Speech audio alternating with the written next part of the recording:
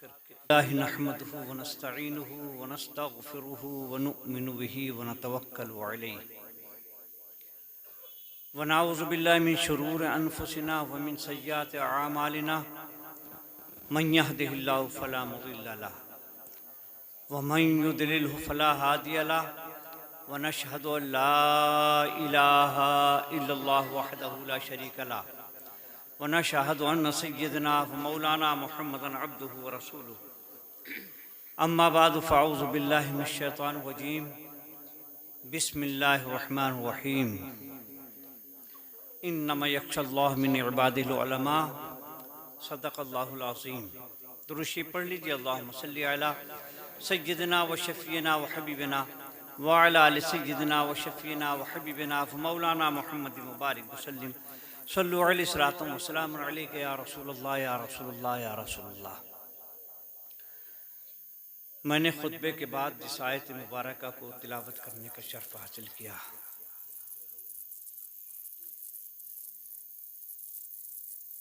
कोई वली गैर आलिम नहीं होता।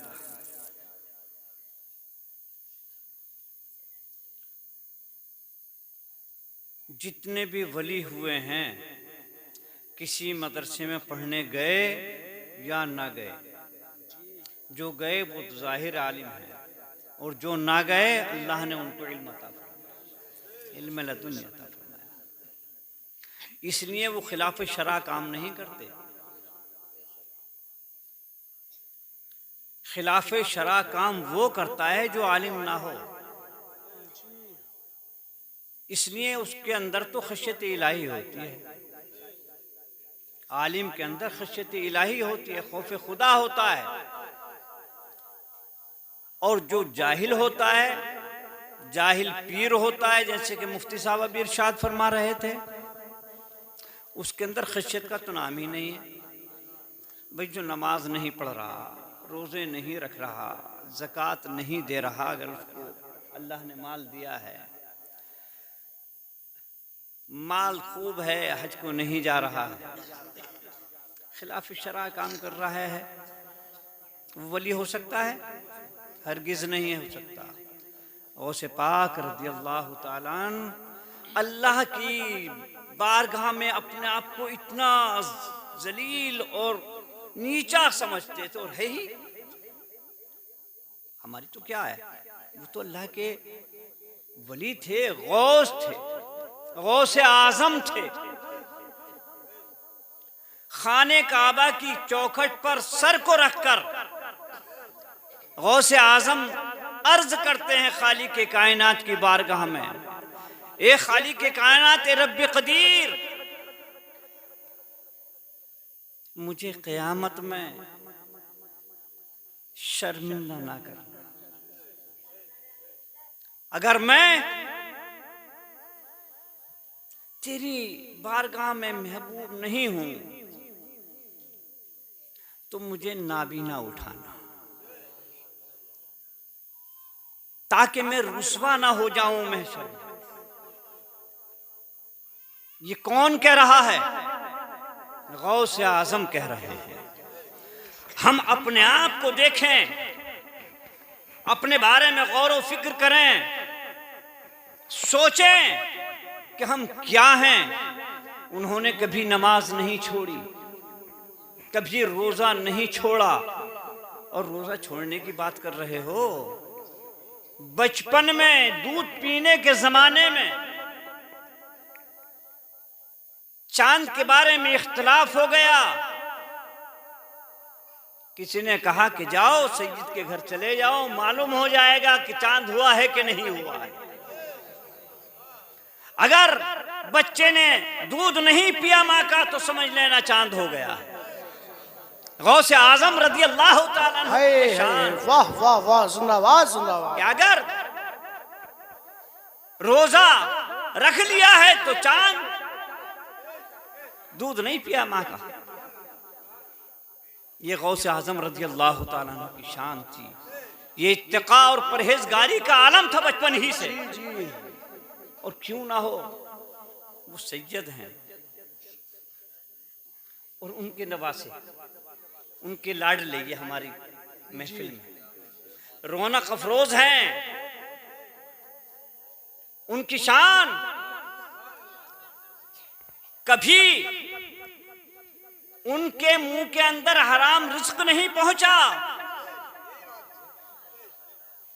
और हराम रिस्क जो है वो हराम खून बनाता है, और हराम खून जब बनाता है तो औलाद वैसी ही होती है। और अगर हलाल खून हो, हलाल रिस्क इस्तेमाल किया हो तो हलाल औलाद होती है। आपके वालिद मोहतरम रहमतुल्लाह ताला अलैह दरिया के किनारे थे, और दरिया के किनारे एक अंगूर, एक सेब बहता हुआ जा रहा था। दरिया के किनारे भूख की शिद्दत, और इतनी शिद्दत कि गौर फिक्र ना कर पाए, उस सेब को उठाया दरिया से और तनावुल फरमा लिया। सेब को उठाया और तनावुल फरमा लिया। तनावुल फरमाने के बाद ख्याल आया ये तो किसी की मिल्कियत होगा, किसी की चीज है, मैंने बगैर इजाजत के खा लिया, बगैर इजाजत के खा लिया। सोचा कि जिस तरफ से ये बहता हुआ आ रहा था उस तरफ को चलना चाहिए। मुमकिन है कि वहां पर कोई बाग हो और उस बाग से गिरा हो और वो बहता हुआ यहाँ तक आ गया हो, जिसको मैंने उठा करके खा लिया। कौन है? आपके वालिद मोहतरम। और जब वो दरिया के किनारे किनारे चलते रहे और जब वहां पर बाग देखा, मालूम किया कि कोई साहब इसके मालिक हैं। कहा कि हाँ मालिक मौजूद हैं। जाकर के इजाजत तलब की। कहा कि मैंने एक सेब आपकी बगैर इजाजत के दरिया से उठा करके खा लिया है। एक सेब दरिया से बगैर इजाजत के आपके खा लिया है। मैं उसकी माफी के लिए, उसकी इजाजत के लिए आपकी बारगाह में हाजिर हुआ। अगर आप मेरे लिए हलाल कर दें तो बहुत अच्छा होगा, और जो उसकी उजरत हो वो आप मुझसे ले लीजिए। आपने सोचा कि इससे अच्छा और कौन नेक आदमी मिलेगा जो एक सेब की इजाजत लेने के लिए मेरे पास आया है, एक सेब की इजाजत लेने के लिए मेरी बारगाह में हाजिर हुआ। कहा कि हाँ ये आपके लिए हलाल हो जाएगा, लेकिन शर्त यह है कि इतने साल तक आपको बाग की रखवाली करनी पड़ेगी। अच्छा ठीक है, मुझे मंजूर है, मंजूर है। जब इतने दिन हो गए तो कहा कि मुद्दत पूरी हो गई है। बोले ठीक है, लेकिन एक शर्त और है अभी। क्या शर्त है? कि एक लड़की है मेरी, उसके साथ आपको शादी करनी पड़ेगी। मेरी माएं और बहनें गौर फरमाएं, आप नमाजें नहीं पढ़ती हैं, रोजे नहीं रखती हैं, आप अपने बच्चों को क्या सिखाती हैं घरों के अंदर? गौर करें आप भी। कहा कि मेरी एक बच्ची है, उस बच्ची से आपको शादी करनी होगी। शर्त यह है कि वो भी मैं बतला रहा हूं क्या है बच्ची मेरी बच्ची आंखों से अंधी है, मुंह से गूंगी है, हाथों से डूली है, पैरों से लंगड़ी है। ये सिफात है उसकी। अगर ये आपको मंजूर है तो ठीक है, मैं सेब आपके लिए हलाल कर रहा हूं, और अगर निकाह नहीं करने को तैयार तो मैं आपको सेब हलाल नहीं कर रहा। जी क्या बात है, वाह वाह। उनका भी दिल लगा हुआ था, क्योंकि हराम का सेब एक खा लिया था। अरे वो तो पाया हुआ था ना, और लुख्ते का हुक्म जानते हो, जो पड़ी हुई चीज मिल जाती है हम तो जेब में रख लेते हैं चुपके से। हाँ, बड़ी आसानी से रख करके लेके चले जाते हैं कि लाओ। साल भर तक तो ऐलान करना पड़ेगा उसको उठाने के बाद। आपको ख्याल फरमाएं, साल भर तक ऐलान करना पड़ेगा, और उसको फिर भी आप इस्तेमाल नहीं कर सकते। साल भर ऐलान करने के बाद फिर उसको गरीबों पर तकसीम करना होगा अगर मालिक नहीं आए। ये हाल है। और आपके वालिद मोहतरम एक सेब के लिए जानते थे कि लुक्ता है, लुक्ते को पाने का हुक्म क्या है। हालांकि वो कोई खास उम्र नहीं था, लेकिन तकवा और परहेजगारी, खशियत इलाही उनके अंदर थी। इसलिए तो कहा कि ठीक है साहब, जो भी आप शर्त रख रहे हैं वो मुझे मंजूर है, वो मुझे मंजूर है। निकाह हो गया, निकाह हो गया। एक कमरे में गए, कहा आपके खुसर ने, बाग के मालिक ने, कि जाओ इस कमरे के अंदर आपकी दुल्हन है, आप वहां जाओ। कमरे के अंदर गए, रात को तो वापस आ गए, और वापस आने के बाद कहा कि आपने जो शर्तें बतलाई थी वो शर्तें उस लड़की के अंदर नहीं पाई जा रही। अरे वहां पर मैं जब गया तो मैंने एक हसीना और जमीला लड़की को वहां पर देखा, मैंने अख्यारी लड़की को वहां पर देखा। वो तो जबान से भी बोलने की कुव्वत रखती है, हाथों से भी सही है, पैरों से भी सही है। आपने कहा था वो लंगड़ी लूली है, वो बहरी है, वो अंधी है, उसके अंदर तमाम औसाफ आपने ऐसे बतलाए थे। कहा कि तुम नहीं समझते, मैं बतला रहा हूं क्या बात है। मैंने जो कहा था बिल्कुल सच कहा था, मैंने झूठ नहीं बोला। मैंने कहा था कि वो मुंह से गूंगी है, उसने कभी बदकलामी अपनी जबान से नहीं की है। मैंने कहा कि आंखों से अंधी है, उसने कभी किसी गैर महरम को नहीं देखा है। वो मैंने कहा था कि हाथों से लूली है, तो उसने कभी अपने हाथों से कोई वैसा काम नहीं किया है। किसी पैर से वो चलकर के किसी बुरे कामों की तरफ को नहीं गई है। इसलिए मैंने कहा था कि वो आंखों से अंधी है, मुंह से बहरी है, कानों से बहरी है, मुंह से गूंगी है, हाथों से लूली है, पैरों से लंगड़ी है। इसलिए मैंने आपसे कहा था ये शान गौसे आजम रज़ी अल्लाह तआला अन्हु की है। उनके बतन से गौसे आजम रज़ी अल्लाह तआला अन्हु पैदा हुए। जी, जिसकी माँ का ये आलम हो, जिसके बाप के तस्बे का ये आलम हो, उसके बेटा क्यों ना नेक और गौसे आजम हो, क्यों ना गौसे आजम होगा उसका बेटा, और क्यों ना हो। अरे ये तो तकवा और परहेजगारी तो पहले ही से है। हजरत हसन बसरी रज़ी अल्लाह तआला अन्हु का नाम सुना है।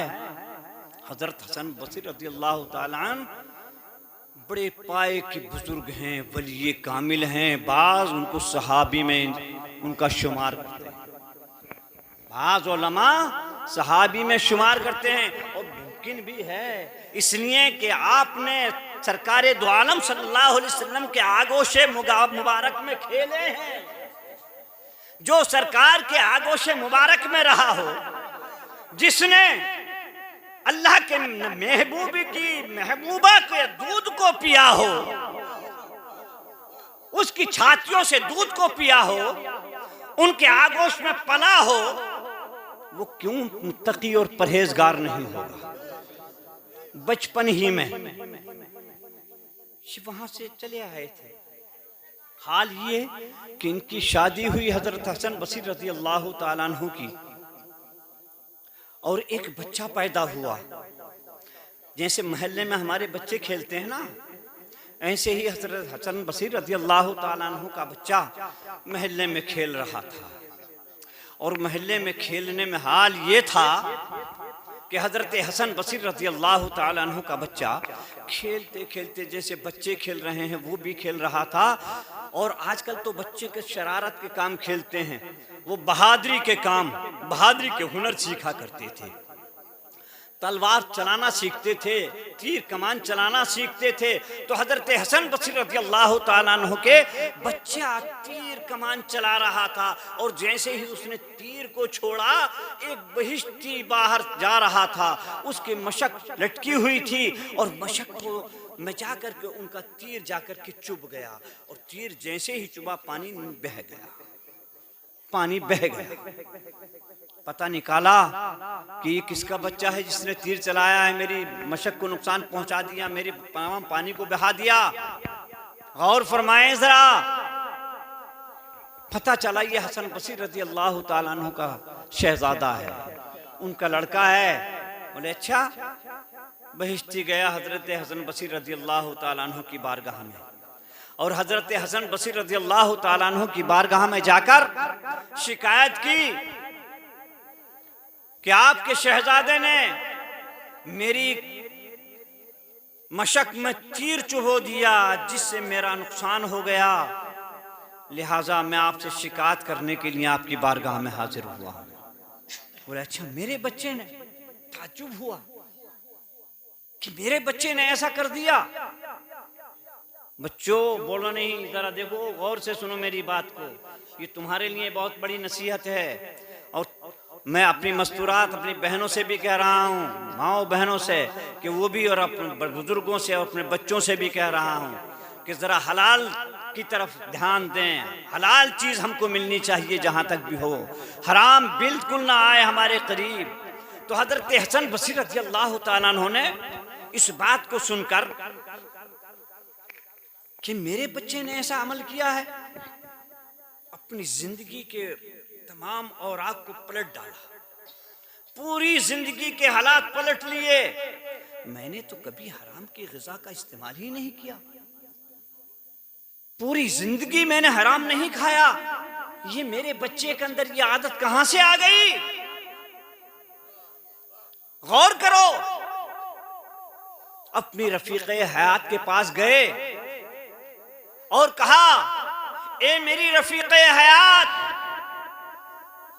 ए मेरी चहेती बीबी, सुनो, आज मेरे पास एक शिकायत आई है, और शिकायत यह है कि मेरे बच्चे ने एक बहिश्ती की मशक के अंदर तीर चुभो दिया। मैं तुमसे मालूम करना चाहता हूं कि तुमने कि कभी अपनी जिंदगी में कोई हराम ग़िज़ा तो इस्तेमाल नहीं की है? जी जी, क्या कभी हराम ग़िज़ा तो इस्तेमाल नहीं की। मैंने तो अपने जिंदगी के हालात को पलट लिया, पूरी अपनी किताब जिंदगी पढ़ ली मैंने कभी हराम नहीं इस्तेमाल किया। तुमसे मालूम कर रहा हूं, तुमने तो कोई हराम नहीं खाया जी, कोई हराम तो नहीं खाया। देखता हूं, बीवी ने कहा कि मेरे सरताज, मेरी जिंदगी के हालात तो ये हैं कि मुझे तो उम्मीद नहीं है कि मैंने कभी हराम ग़िज़ा का इस्तेमाल किया हो, लेकिन जब आप कह रहे हो तो फिर भी मैं रात को सोचती हूँ, क्योंकि जब बिस्तर पर जाता है ना, तो बिस्तर पर जाने के बाद पूरी जिंदगी के हालात सामने आ जाते हैं, सब हालात सामने। और ये दिल मुंसिफ बैठा हुआ है, सबसे बड़ा मुफ्ती, ये फतवा देता है। सुबह को बेदार हुई, हजरत हसन बसीर रज़ी अल्लाह ताला अन्हु से अर्ज किया, ए मेरे सरताज सुनो, मुझे याद आ गया, मैंने पूरी जिंदगी में कभी हराम ग़िज़ा का इस्तेमाल नहीं किया, लेकिन एक मर्तबा का वाक़या है कि मैं कुरान की तिलावत करने के बाद, फजर की नमाज पढ़ने के बाद, मैं सहन को झाड़ू लगा रही थी, साफ कर रही थी, पड़ोसी के मकान से एक अंगूर गिर गया था घर के अंदर, और उस अंगूर को मैंने उठा लिया था, और उठाने के बाद मैंने उसको खाना चाहा, फिर मैंने ख्याल किया कि नहीं खाना चाहिए, बगैर इजाज़त के खाना दुरुस्त नहीं है, लेकिन मेरे ख्याल में ये हुआ कि लाओ, शैतान ने बसवसा पैदा कर दिया, अरे कुछ ना, तबीयत कर रही है तेरी खाने के लिए, खा ले, कोई बात नहीं, पूरा ना खा, अरे तेरे मकान के अंदर कम से कम सुई तो होगी, उस सुई को ले ले और सुई को चुभो करके इसको चाट ले, तुझे जायका तो मालूम हो जाएगा, इतने में क्या तेरा नुकसान हो जाएगा? कुछ नुकसान नहीं होगा। मैंने सुई ली और सुई को लेकर के उसके अंदर चुभोया और नाके को चुभो करके मैंने मुंह के अंदर दे लिया था। उसके अलावा पूरी जिंदगी में मैंने कभी हराम इस्तेमाल नहीं किया। सिर्फ यही वजह है कि इसके खून को इस खाने के वजह से मेरे अंदर इसका खून बना और इस खून की वजह से इस बच्चे के अंदर ये हरकत पैदा हो गई। प्यारे मुसलमानों, ये है हलाल और हराम ग़िज़ा की तमीज़ करना कि हमको कहाँ पर हराम खाना है, कहाँ पर हलाल खाना है। अल्लाह तबारक व तआला हमको हलाल ग़िज़ा के बारे में इरशाद फरमाता है कि हलाल का इस्तेमाल करो, हराम से बचते रहो, लेकिन हराम और हराम की कोई तमीज़ हम नहीं कर रहे। ये गौसे आज़म रज़ी अल्लाह तआला अन्हु के बुजुर्गों का मामला है जो सहाबी रसूल कहूँ मैं तो कि सहाबी रसूल का है कि कितनी मुत्तकी और परहेजगारी का आलम था। और ये गैर आलिम नहीं, आलिम थे। अरे जो सरकार की बारगाह में रहा तमाम मसाइल से तो वाकिफ था। प्यारे मुसलमानों, आपने इस स्टेज को सजाया और मौलाना शाहिद साहब दोनों शाहिद हैं इमाम इत्तेफाक से। ये साहब दोनों इमाम शाहिद हैं। हाँ, दोनों इमाम शाहिद हैं, शहादत देते रहते हैं शहादत देते रहते हैं। इनकी मेहनत और काबिश है अल्हम्दुलिल्लाह। ये मुझे बड़ी खुशी हुई है। मैं तो आते ही रहता हूँ, कोई ऐसी बात नहीं है, लेकिन आपसे मैं बिल्कुल ये बात अर्ज कर रहा हूँ कि आप हजरात जितने भी हैं, आप हजरात इस बात का ख्याल करें कि हमें कभी हराम ग़िज़ा का इस्तेमाल नहीं करना। गौसे आज़म रज़ियल्लाहु ताला अन्हु के अतवारों तरीक़ों को नहीं छोड़ना। वो जिस तरीक़े से पंजगाना नमाज नहीं बल्कि तहज्जुद गुजार रात रात भर, जैसे अभी सुना आपने कि एक पैर पर खड़े होकर, एक टांग पर खड़े होकर के 15 साल तक कुरान की तिलावत करते रहे नमाज के अंदर। आप गौर तो करें, इशारा हो रहा है माशाअल्लाह। हाँ माशाअल्लाह, इशारा हो रहा है। हाँ, बहरहाल आज से नमाज